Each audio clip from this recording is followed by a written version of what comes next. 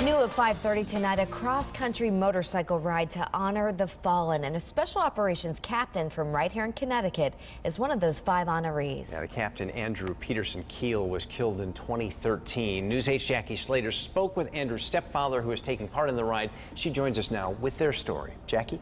Yeah, Darren, the ride is going to start in San Diego and end in Washington, D.C. Bob Kaiser bought a Harley-Davidson trike just for the event. And in addition to raising money for the charities involved in the ride, Bob plans to raffle the bike later this year, with proceeds going to the foundation they started in Andrew's honor. Helen Kaiser says there are heroes amongst us. Her son, Captain Andrew Pedersen-Keel, was one of them. They walk silently, and if there's a way to thank them, that's part of what APK Charities Run is about.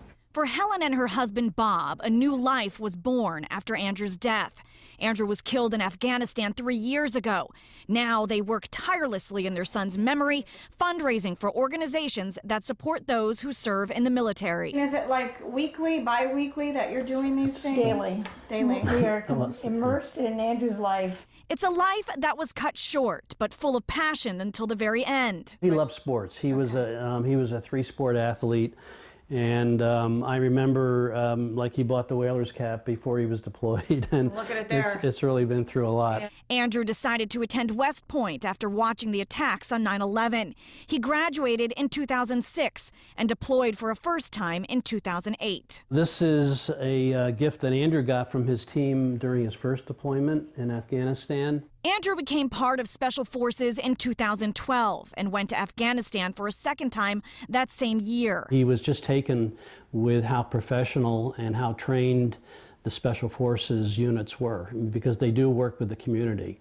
That's their job, is to train Afghani police and Afghani army. Andrew was killed by an assailant wearing an Afghan national security uniform on March 11th, 2013. I answered the door, and there were two Army officers standing at the front door. And it's the pretty standard, line, "We're sorry to inform you."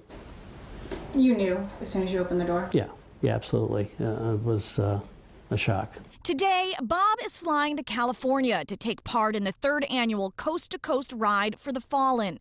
Riders will raise money for veterans' health care and support. Bob was asked by organizers to participate in Andrew's honor. I'm nervous. I haven't ridden a motorcycle in 50 years. I'm the oldest one riding.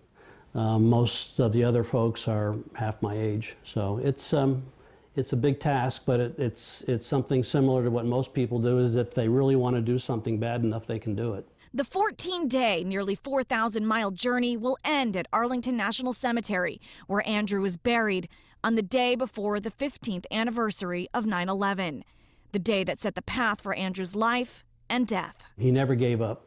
Actually, the class motto is "Never falter, never quit," and that really spoke for Andrew. Now it's Bob's turn to do the same as he rides for the son that earned 3 Bronze Stars and a Purple Heart.